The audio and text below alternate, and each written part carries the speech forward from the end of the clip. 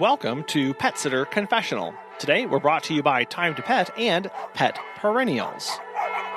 Today we're diving into a topic that we actually have not covered on the podcast yet: software. How do you make a good decision around what is going to work best for you? And to do that, we are super excited to have Michael Grenier, co-owner of Time to Pet. Now, they are former and current sponsors of the show, but we wanted to bring Mike on to talk about the history behind Time to Pet, how to make wise decisions in not just expanding your business, but also in growing your team and staying focused on your core principles and the core strengths of your business. Mike talks about the challenges of sticking to your core philosophies and some of the hardest problems that they've had to solve to date. Let's get started. So my story, so I graduated from the University of Connecticut. Shortly after graduation, I moved to Boston, Massachusetts. I was working for a healthcare company doing some business development work for them. And my girlfriend at the time, now my wife, and I were looking for a new opportunity to sort of go someplace. We were young.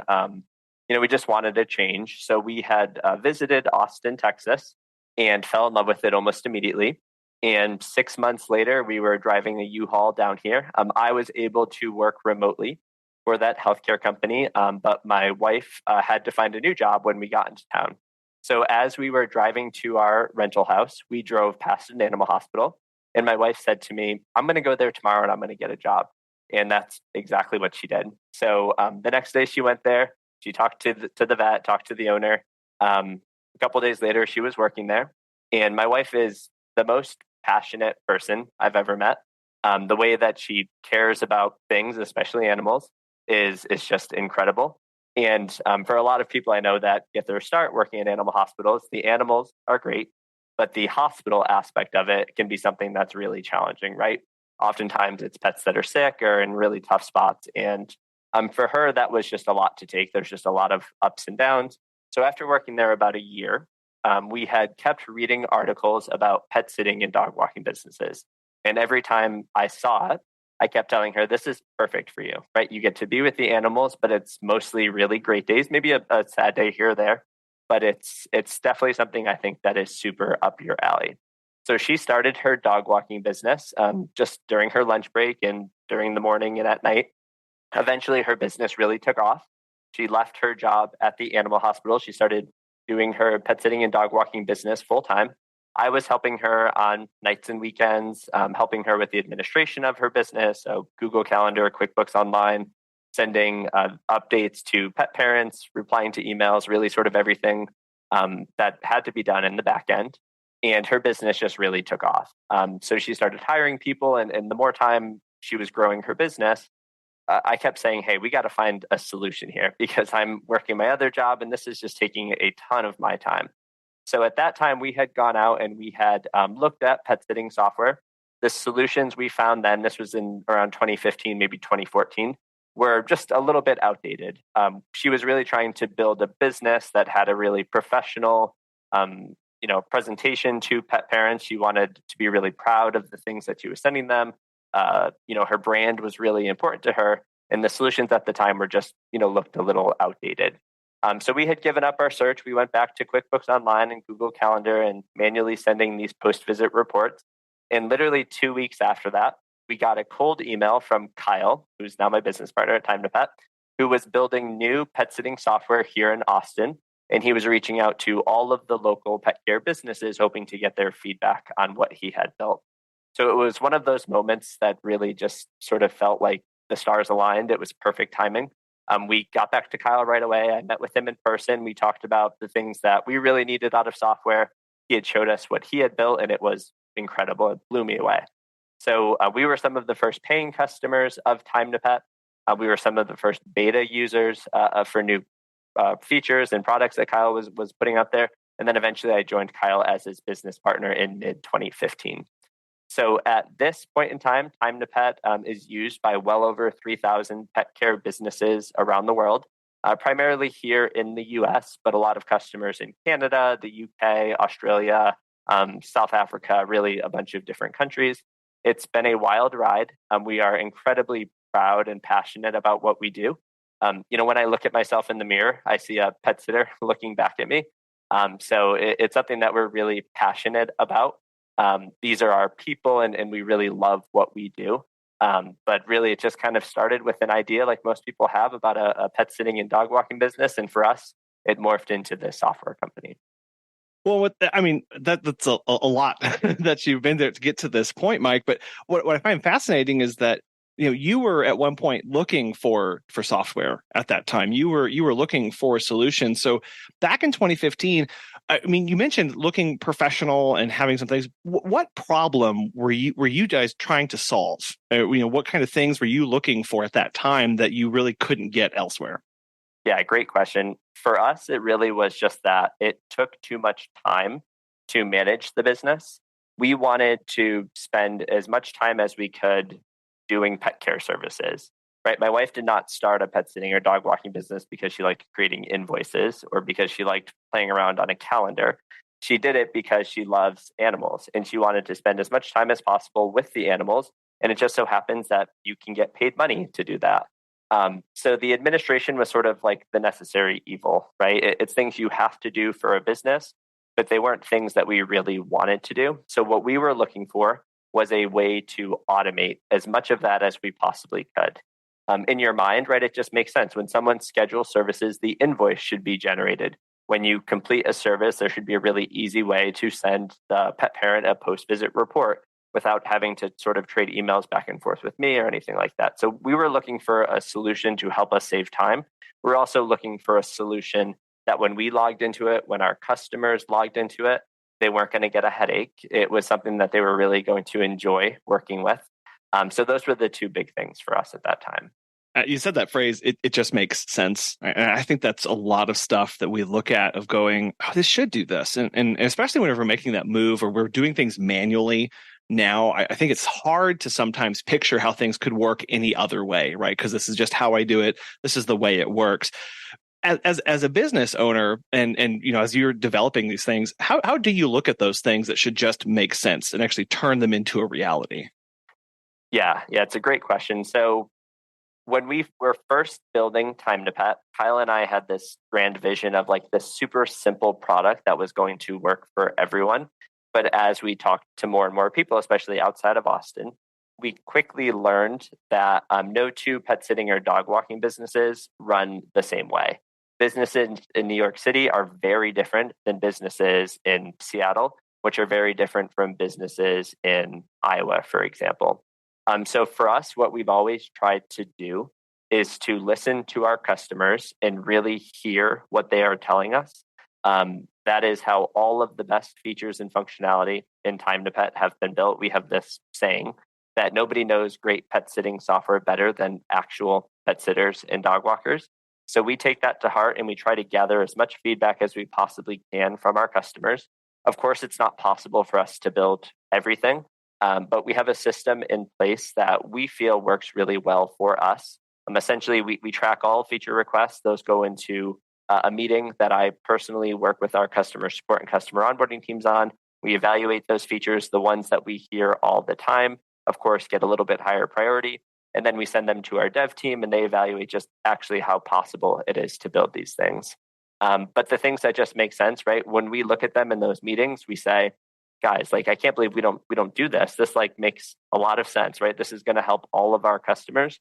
So those are sort of the light bulb moments that we have. But all of that is based off of feedback from our customers. We want our customers to talk to us about what they like, what they don't like. And that is definitely what dictates the future of Time to Pet. Well, and as your background in pet sitting and running that business, when you were looking at software back in 2015, I mean, how quickly did you jump on board with the software back then, with Time to Pet as it existed then? And what was the reception of software from your clients back in 2015 when you started implementing this? Yeah, it's funny that you say that. I think we definitely weren't like super keen on jumping onto something different, right? It's just different. We had really sort of thought that our customers are going to like the fact that they can email us, that they can text us, that they can call us whenever, and sort of introducing this system a software tool where hopefully messaging goes through there is going to be something that they don't like. But that was absolutely not the case. I think our customers had definitely felt some of the same pain points that we had. Right, when you call us and we're in the middle of a visit, we can't answer our phones right away. So you can leave us a voicemail and we listen to that quickly as we're driving to the next one. Maybe we have a chance to call you back, maybe not. But when all of the communication was happening through Time to Pet, it allowed myself as well as my wife to see these messages. And if it's a simple like yes, no, we can get back to that really quickly. So we were nervous about adding software. We thought it was going to materially change how our business operated. The truth is that it didn't change it at all. If anything, it definitely enhanced the way that we could communicate with our customers. Obviously, a lot less time spent managing, scheduling, and invoicing, more time answering messages or sending messages to our customers. So that was the big thing that we were nervous about, was just how communication would change. But the reality is that it only improved from there. That is really hard. I mean, just running a business, you kind of have definitionally how you think your business operates and what your business is and how it does things become, you said, materially change how your business operates. And as the business owner, that's really precious to us because we designed that. We made that. It's a thing. And so there definitely is this thought of like, is this going to change how my company feels, how I interact with clients? And it's kind of, I don't want to say identity crisis, but it kind of is in your business when you're looking at making these kind of changes that are going to where they're going to change the interaction you have with your clients. Yeah, absolutely. I think you hit the nail right on the head. You can't help but be nervous, and you don't know for sure until you do it. But for us, adding communication tools, sort of a centralized hub where all messaging happened, really made it much easier to communicate with our customers. Once you came on board with Time to Pet, I'm curious because there's so much going on, and I only know a very small amount of things about software development and application making and that kind of stuff. Does Time to Pet have guiding principles that you try and stick to as you make decisions and as things come up, throughout the years? Yeah, we do. I would say that the saying, pet sitters know really great pet sitting software, is the number one guiding principle for our business. On top of that, we build everything in-house here. So we are incredibly lucky to have someone as smart and talented as Kyle leading our dev teams. So Kyle's background is as a classically trained software developer, I like to say. So he went to the University of Texas for computer science. Post college, he was working building mobile and web applications for large Fortune 500 companies. Someone who was an avid user of pet care services. And as he was booking and paying for pet sitters and dog walkers, he kept running into the situation of having to call them, having to leave a check on his counter, not getting any updates until he got home, and then reading them, off a piece of paper. And as someone who just lived his life in software, he kept thinking, hey, that there's got to be a better way to do this. So he built it. And from having the person that wrote the very first line of code still working day to day on Time to Pet, I think has made a huge competitive advantage for us. Kyle is so gifted at us explaining to him a real world problem and then him building something in software that solves that real world problem. So that's huge for us. I think being agile, being nimble, being able to change things that we're working on. The pandemic came, and I think it hit everyone as a massive surprise and was so impactful to all of our businesses. And here at Time to Pet, we had a lengthy product roadmap that obviously immediately got scrapped, and we sort of went into what can we do to help our customers survive this as much as we can. So I think just being agile, being nimble, being able to be flexible with our dev work, but also having a team here. So Kyle at this point is surrounded by several other gifted developers as well, just allows us to build things that are really sort of impactful for our customers. You mentioned team. How many people are working on development and that kind of stuff these days? Yeah, so the team at Time to Pet is 13 people. About half of us are working on customer onboarding, customer support, and the other half are developers. So yeah, we have a mobile app developer, we have front end developers, we have full stack developers, Everything is built in-house. So we're definitely a team that really works well together. I think a lot of these sort of really niche-y software products, pet sitting software is a pretty narrow niche. A lot of people have to outsource their development work. It's just that's how the business operates. That's not how Time to Pet has ever operated. And I think being able to build things in-house, being able to talk in person, when our mobile app developer builds a new feature for the app, we all get to test it out in the office before he pushes it up. So I think just things like that really help us a ton. Have you heard of Time to Pet? Susan the Pet Gal has this to say. Time to Pet has helped us grow exponentially.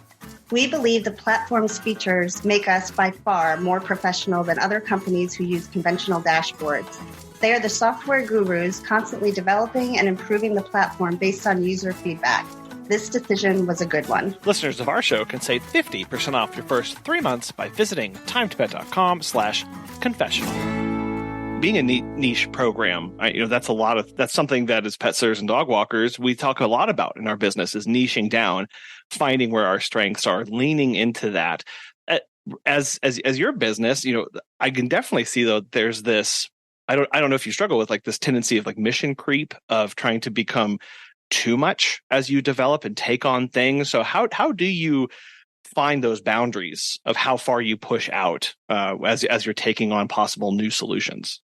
Yeah, great question. So I think people ask us all the time, like, oh, pet sitting software, have you ever thought about building something for my landscaping business or something for my plumbing business?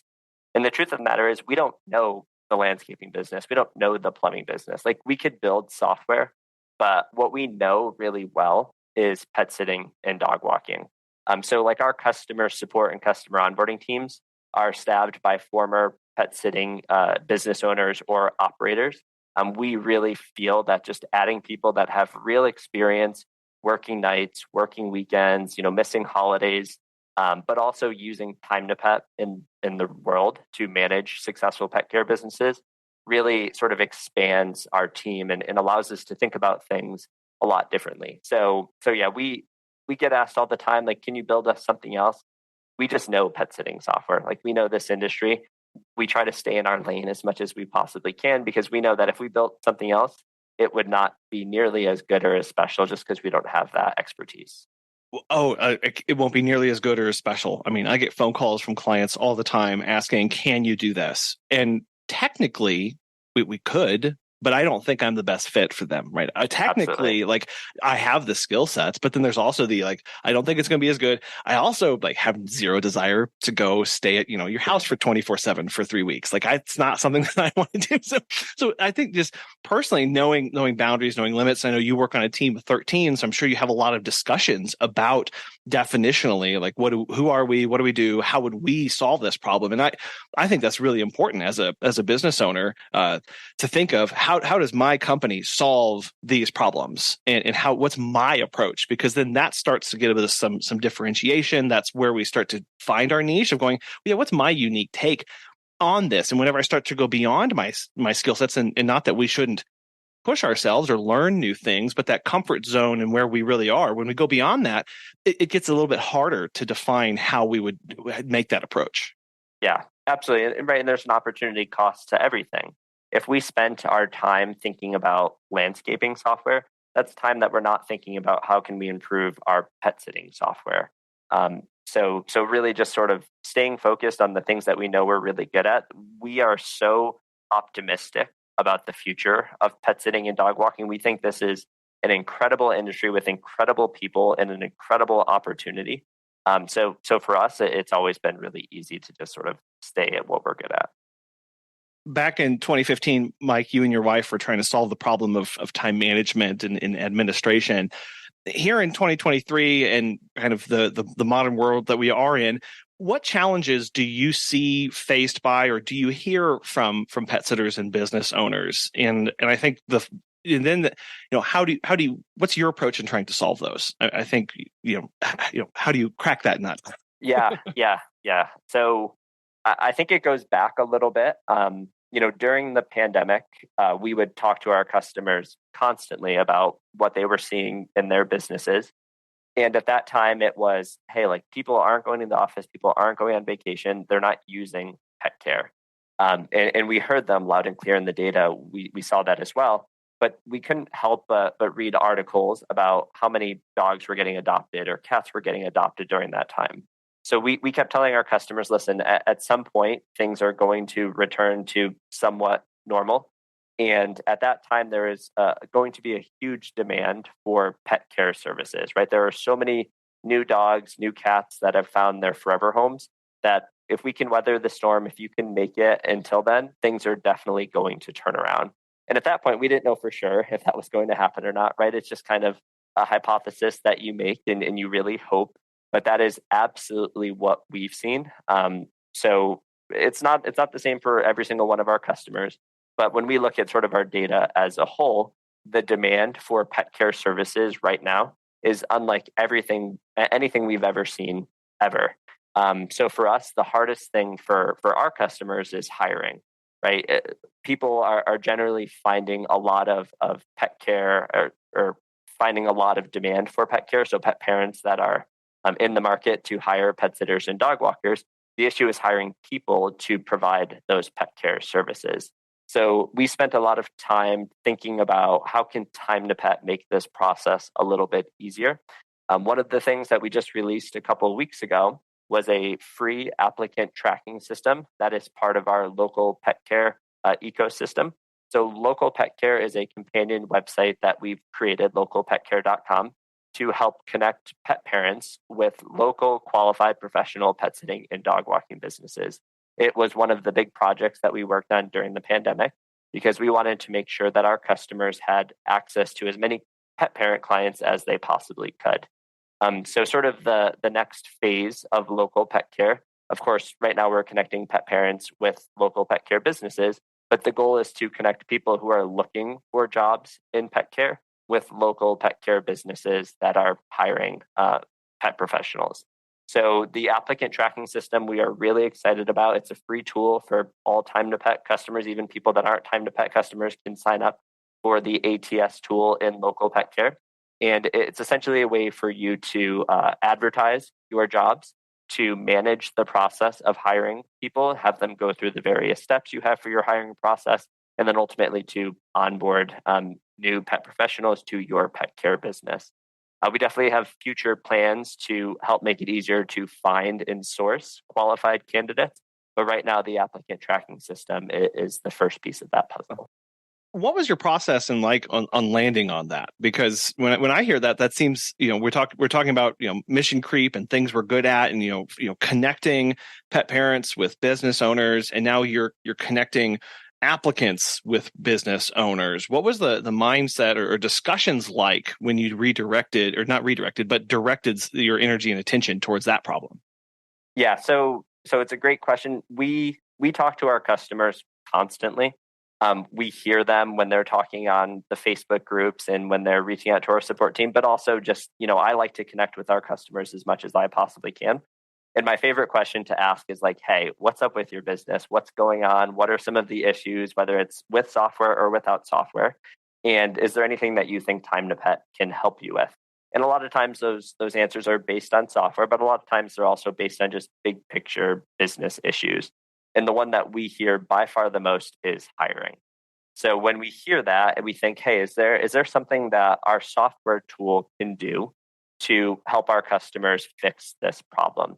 So as we look at Time to Pet as pet sitting software, there's probably a couple things we can do down the road. But for us, this just felt like a very natural fit for Local Pet Care.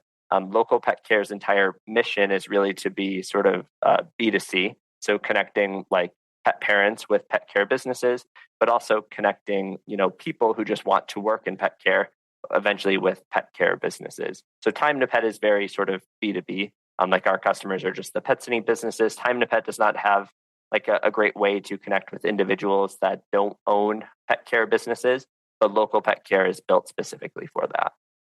Yeah, and looking, it sounds like more just a whole ecosystem level approach in that there were macroscopic and microscopic problems that every business has to face. And as a business owner sitting down and just thinking about that, I mean, that's a great it can be a little bit scary of a of a process to go through, of going, what are my immediate problems right now? What are my long-term, my bigger problems that are maybe preventing me really from going through those? And the micro one maybe, well, I need to get gas before I go do this next one. Or my macro maybe, yeah, I need to hire 5 people so I can expand and reach my financial goals.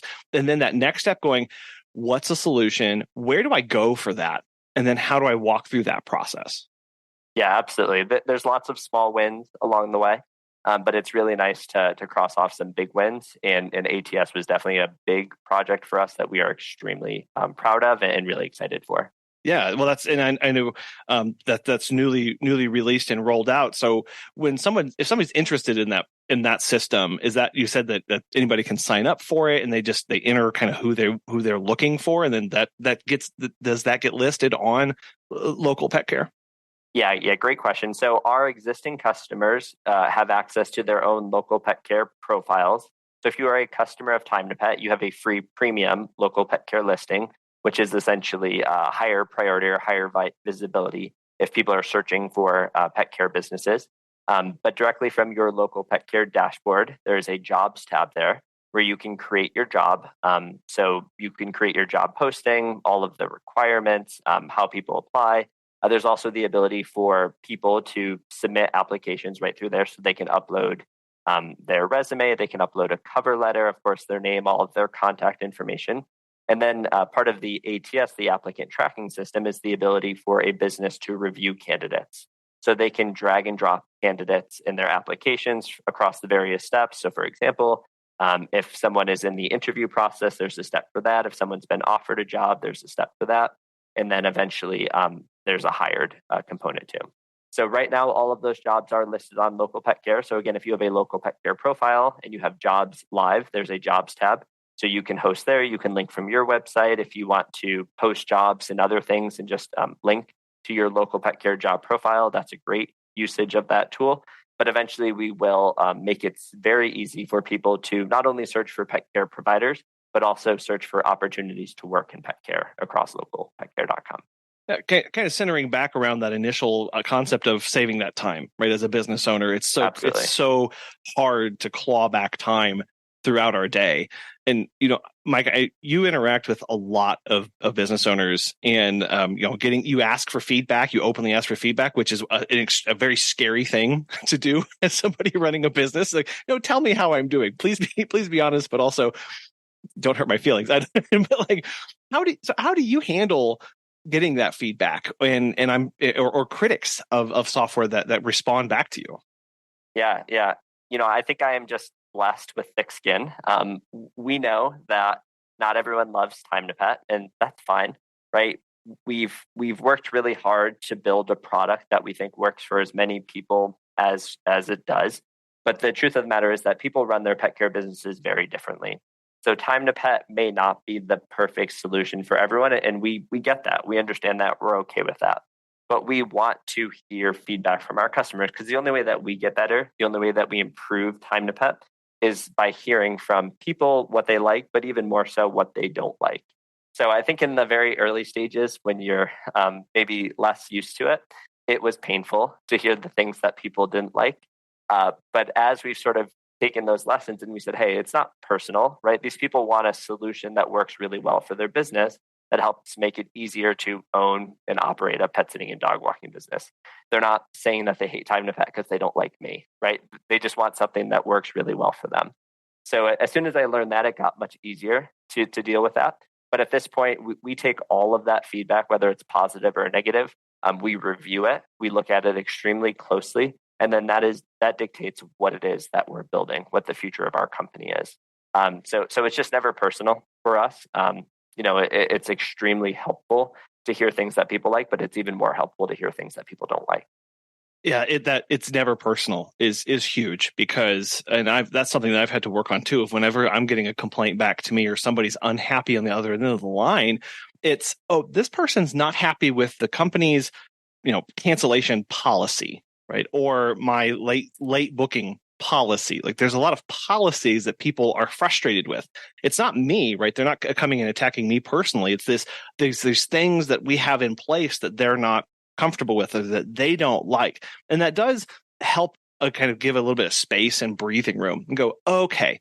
But it is also hard as the business owner to know, well, I did write the policy. So, like, how do I make that? But it is important to know, like, okay, that's just one aspect of what I'm dealing with. And to go, okay, thank you for that feedback. And to really ask those questions. Like you said, look at that and go, okay, thank you for the feedback. Now, what does this mean? It may mean we don't change anything. It may mean we change direction, but we're gonna at least evaluate it to some extent. Yeah, I totally agree. Like our business is relatively complicated, right? There are a lot of moving parts to Time to Pet, and when someone has negative feedback for us, they're talking about usually a very small part of our ecosystem. But the truth of the matter is that Time to Pet is a really interconnected tool. So it's not quite as easy to change like a small thing that someone doesn't like, because the impact is across the board. And there's usually a really good reason why we're doing things the way that we are. So just like with your cancellation policy, there's a reason that you've set that up. Is it going to work for everyone? Is everyone going to love it? No, nobody wants to pay for cancellations. But the truth of the matter is that it's there to protect you. It's there to protect your time. And it's something that's incredibly important to make sure that you're able to continue to do the things that you do. And if someone's not the right customer for you, that was something we learned pretty early on, is not everyone's the right person to work with Time to Pet. And sometimes it's hey, like, Time to Pet is what it is right now. We are looking for feedback. We're looking to make changes and improvements, but we can't guarantee we're going to change these things that you want. And if that's a problem for you, Time to Pet might not be the right software solution. No, you're on the front end of receiving a lot of this feedback, and you mentioned earlier you're a small team working on small aspects of this. When you get feedback about one of those little small portions, and you go, "Oh, that's so and so developer that I know made that or is in charge of that," how do you take that negative feedback and go talk to that particular person? Because I know with staff, we get feedback from clients sometimes where I have to go, oh, this isn't just company. Like, I have to go talk to a person about something that they worked really hard on. Yeah, I think it's treating people with respect is most important. I have very thick skin, and I'm willing to take the brunt of everything. I am extremely protective of our employees. I know how hard they work and how much they put into this to make Time to Pet what it is. So I'm totally willing to be the shield for any negative feedback that people have. So if someone wants to talk to someone on the phone and someone on our customer support team has the call scheduled, hey, I'm more than happy to jump on that and listen to what someone has to say. But number one, it's just being incredibly protective of our employees. I know how hard they work. We're all not perfect, but nobody expects perfection here, right? We're all trying to do the best that we can, and people make mistakes. And if a mistake happens, it's hey, like, you're great. I know that you're great. I know that you work incredibly hard. Let's just kind of talk through this, right? There might be a better way to do this moving forward. But those things, luckily, are few and far between. We have an incredible team who is so passionate about what they do, and so thoughtful. And I think just being a team, being extremely open and conversational with everyone here really helps us all sort of feel aligned to what Time to Pet's missions are. On that mission, have you ever gotten feedback that changed a direction where you were heading? Where as a team, you're like, we're going this way, this is amazing. And then you start getting feedback and you have to stop and pivot to something else. And then how did you manage that movement? Yeah, I think early on in Time to Pet, that happened all the time. Like, one of the things that we were really focused on early on was the concept of packages, right? So like, I'm going to buy 10 dog walks for a flat rate, and then someone will redeem them as they need. In our early conversations, especially with customers that did a ton of like midday dog walking services, we learned that, hey, packages are okay, but what we really do is like frequency-based pricing. So like regular recurring services, if someone books 5 or more dog walks per week, they get a price break. So pretty early on, we transitioned from having packages be like an incredibly important part of our business to templates with frequency-based discounts. And that is, at this point, like, in my opinion, the most important feature in Time to Pet. If you are a business that does midday dog walks and you have regular recurring customers, Monday through Friday dog walks, Monday, Wednesday, Friday dog walks, anyone with a repetitive nature to their services, utilizing the templates tool in Time to Pet is going to save you so much time and energy. that we highly recommend it to everyone. And at one point early on in Time to Pet, templates weren't that important, but at this point they're mission critical to Time to Pet. I think we've all experienced that in our businesses of going, yes, this is the thing I'm going to do. This is what I want to do. I'm doing dog walking only. And then I just get inundated with responses from clients who say, actually, I actually need your pet care services, or actually I need all my cat services. And all of a sudden this little market opens up. And then with those missions going, okay, well, if I'm dedicated to serving these people with excellence, how would I tackle this problem? And how do I shift that and get, if I have a team, get people on board with that new mission and explain that to them well of why the change and what that means. Yeah, absolutely. You need to be flexible. Flexibility is huge in our industry, especially over the past couple of years. The things that I think we all thought we were doing 5 years ago changed dramatically. But I think we're all sort of learning, and as a software company, we are also trying to be as flexible as we can. So when the pandemic happened, right, we changed a lot of what it is that we do, what it is that we're focused on, and now we're sort of shifting gears again with a real heavy focus on hiring. Well, and I know with the change, there's these global pandemics come up, but as a software company, you also have to stay on top of platforms, changes, APIs. And so I was curious if you had anything that's excited you about, recent announcements from Apple, Google, or Microsoft about, development or stuff that you guys saw and were like, that's awesome. We can't wait to see what we can do with that. Yeah. So I think the hot topic, right, is artificial intelligence, Chat GPT. You can't turn on the TV or browse the internet without reading an article about that. And we definitely think that there are some utilizations, especially in content creation and things like that, that can help businesses with. But the reality is that pet sitting and dog walking, in our opinion, is so relationship based. People treat their pets like their children. There's a phrase that my wife tells me sometimes is pets are the new children and plants are the new pets. So right, people are treating their pets like their children, and they're looking to hire humans to help take care of them. Software should enhance that relationship, should enhance that experience, but there's no way that technology or robots or anything like that is going to replace that. People don't want to hire software to take care of their pets. They don't want to hire an app to take care of their pets. They want to hire a person that they know, that hopefully lives in their area, that they can talk to on the phone if they need to, that they trust, that they know is going to provide an exceptional service. So the way that we sort of think about advancements in technology is there's lots of things that are happening that can help make it easier for humans to build relationships with other humans in order to take care of their pets. There are things that we can automate, things that we can take off their plate so they can spend more time doing the things that they started their business to do, which of course is pet care. Yeah, the infinite possibilities, right? That's where the kids go, oh my gosh, there's literally infinite things we could do, try, experiment with. But at the end of the day, if it doesn't connect people with people, kind of what's the point? And you can have this idea for free, Mike. You can time to plant, maybe your next branch off into with the rise of plant care. Yeah. I agree. I will say, we know pet sitting and dog walking really well. I'm not good with plants. My wife will tell you that. She is excellent at keeping our plants healthy. So I don't know if I'd be the right person for that, but definitely something we can write down for sure. Okay. Thanks. Thanks for going along with that. Our friends at Pet Perennials make it easy to send a heartfelt condolence gift directly to someone with a broken heart. They have this awesome direct-to-consumer gift model that takes the pressure off of us and ensures a thoughtful, personalized sympathy gift reaches our client or employee on our behalf.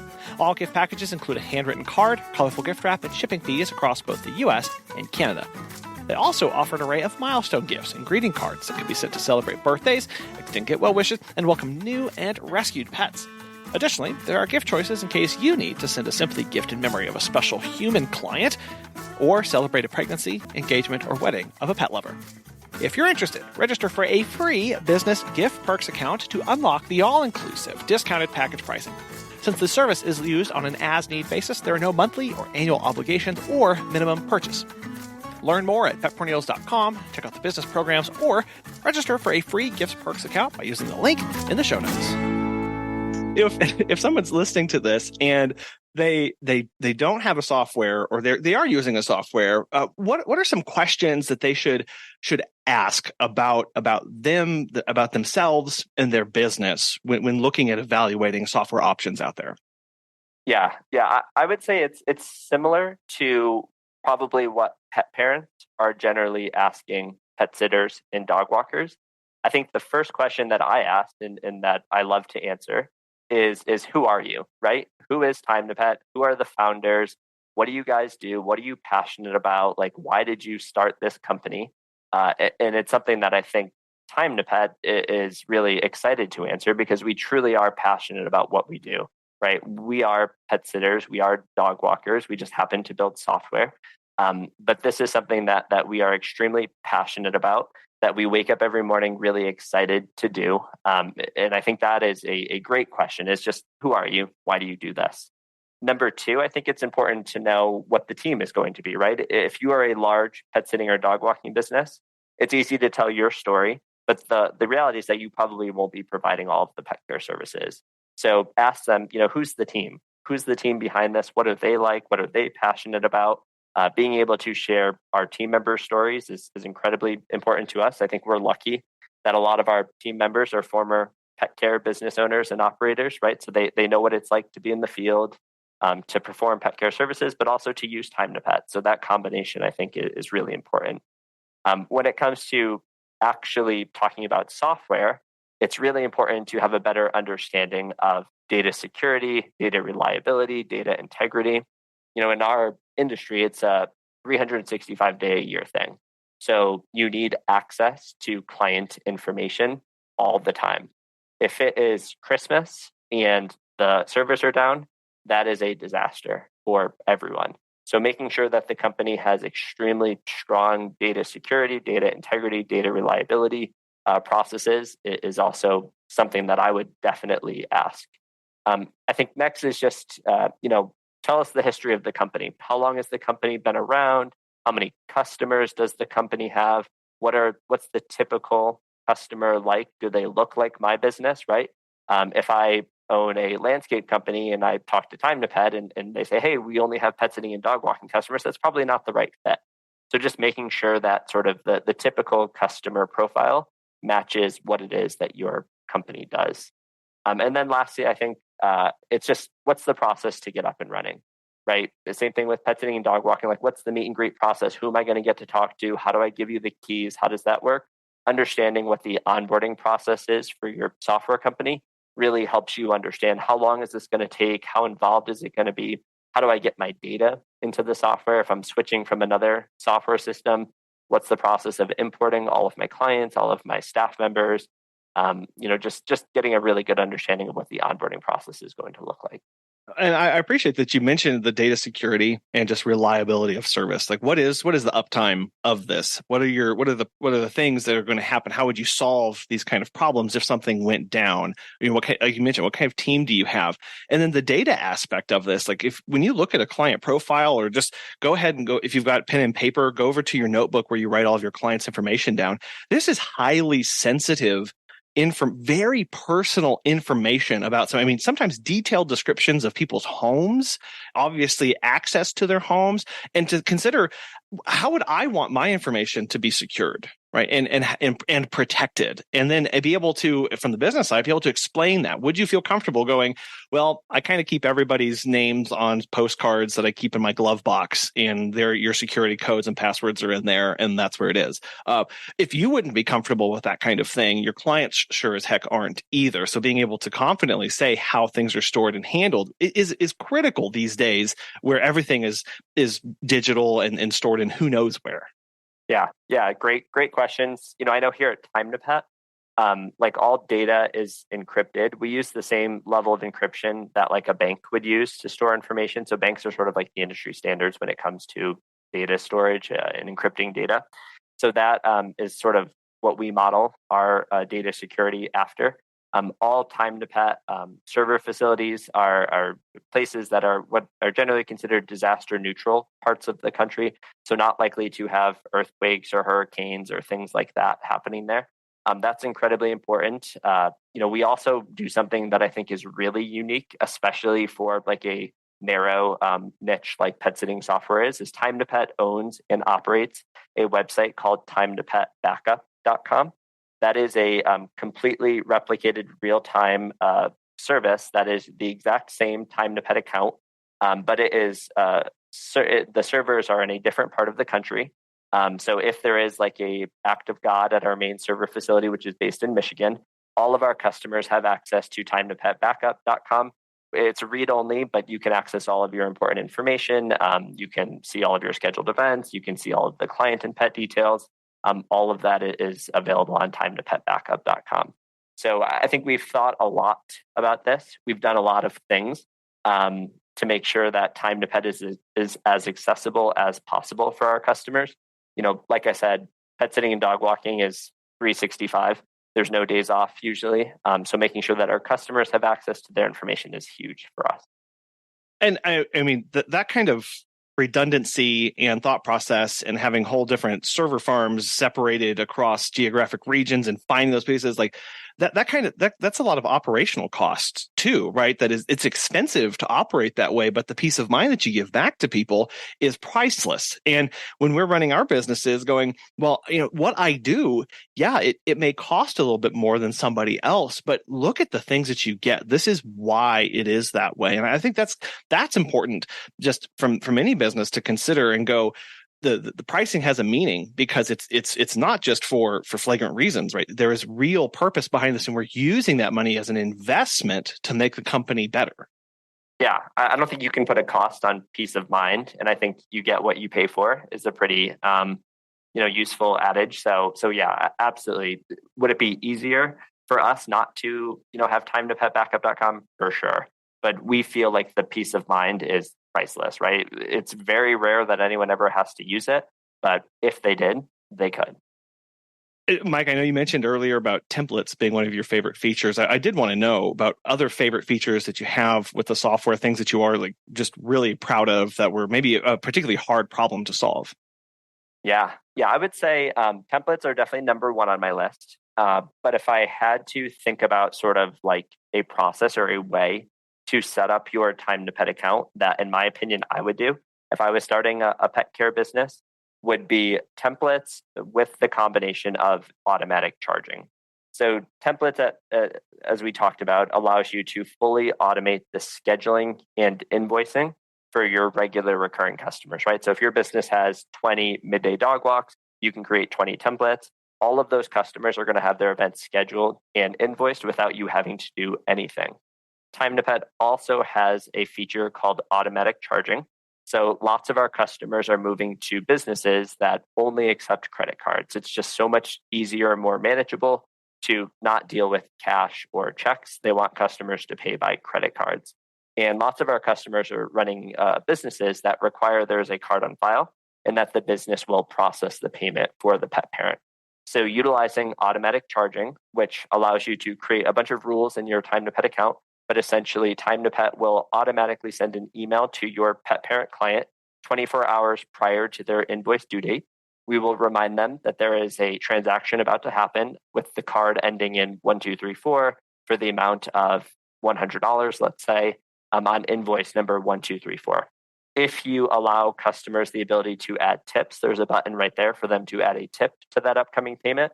And then 24 hours later on the invoice due date, Time to Pet automatically processes that payment. So automatic charging allows you to fully automate the process of collecting payment, mixed with templates, which automates the process of scheduling and invoicing, really sort of automates a lot of the administrative work for these customers. Yeah, and I like the transparency aspect of that, the notification to the pet parent. Hey, this charge is coming up.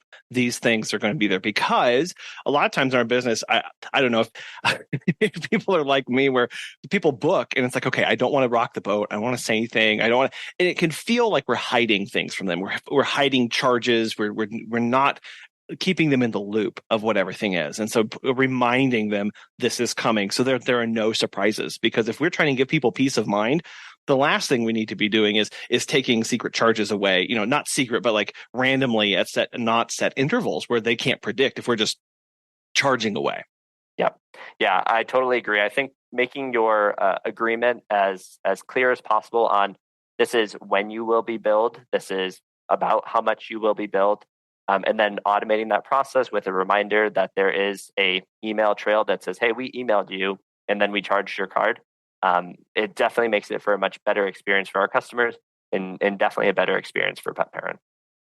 Mike, what's been the hardest problem that you've had to solve over the years? Oof.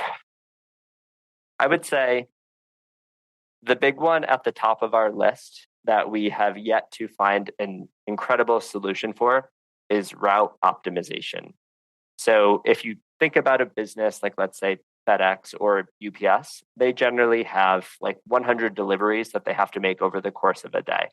It's fairly easy to plop all of those addresses into some type of database to optimize the route to make sure that the person driving takes the most efficient way around town. In our industry, it works a little bit different. So let's say a pet sitter has like 15 events scheduled over the course of a day. 3 of those have to happen between 6 and 9 a.m. 3 of those have to happen between 9 and 12, 3 of them between 12 and 3. There's 1 visit that can happen anytime during the day, 2 visits that have to happen after 8 p.m. And to be able to piece together those different schedule blocks, making sure that the visit at the end of the first schedule block matches the first visit of the second schedule block, and then also matches the first visit of the third schedule block, and that 1 visit that can happen whenever, like how does that fit in there? That is a really hard problem to solve. We want to solve that. We think that it would be incredibly valuable to our customers to let Time to Pet optimize their schedule to make sure that they're spending as little time as possible driving around. But that is just unfortunately something we haven't found a great solution for. I wish that there was. I wish there was like a playbook, right? Everyone managed scheduling the same way, but there's so many exceptions to the rules and things like that that make it so hard to build a software product for 3,000 plus pet care businesses when everyone runs scheduling a little bit different. I think it's just a couple if-then statements and you'll be fine. But no, right. That's a really great one. When we hire and we onboard people, a lot of times they ask, why are these in the order they're in? And it's like, well, okay, it's not just proximity, right? Because it's then like client specifications. It's also medications. It's age of pet. It's a lot of other things. It's when were they last seen? When are they going to be seen next? How many visits a day do we have? All of those little are so unique and change pretty much from day to day, depending on who you have. I can really imagine that's a really hard nut to crack for you. Yeah, at its core, software is like ones and zeros, right? It's black or white. You can build a lot of gray into it, but just the way that our customers manage scheduling so differently. Like for your business, there might be a lot of exceptions to the rule. Another business might just be midday dog walks, right? So there's very little exceptions for them. But someone else does solely cat sitting, right? In cat sitting, some cats need medication that has to happen certain times. So because there's just so many different exceptions, it makes it really hard for a software product to build something like that. Thinking back to 2015, 2016, 2017, those early days, Mike, is Time to Pet, are you developing a software that you thought you'd be working on back then? I don't know. I can't remember really sort of thinking too far ahead at that point. We were always just so focused on what it is that we were working on right then. Maybe at some point in the future, it'd be nice to look back on it. But even today, right, we're just so laser focused on what it is that we have to do today, tomorrow, next week. We try not to think too far in advance. We think that one of the best parts of Time to Pet is that we're able to be really flexible. So if things change, we want to be able to change with them. I would say I probably hoped that Time to Pet would be what it is today. But honestly, I never really thought about it like that. We were just trying to solve little problems as they came up, and eventually it turned into what it is. Do you ever open up an emulator and go back, 8 years ago and try and run some old software? we do sometimes go to the Wayback Machine to see like what the front page of Time to Pet looked like in 2015. It is always funny to see that. But besides that, no. The Wayback Machine is always a good way to get a couple laughs out of our employees, though.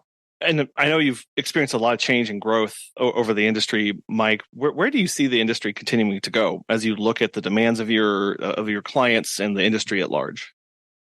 Yeah, I think we are incredibly optimistic about pet care. Um, the things that we see our customers do, how creative they are with how they create their businesses and how they offer services, is amazing to us. I definitely do not have that level of creativity in me. But I think at the end of the day, right, dogs and cats and other animals are just incredibly important to people. Pets are the new children, and people want to hire people that they know and that they trust to take care of their pets.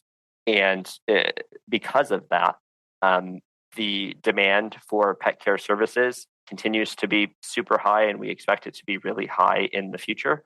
There's no replacement for being able to meet with the owner of the local pet care business and talk to them and shake their hand and look them in the eye and get a sense of why do they do this? Why do they care so much?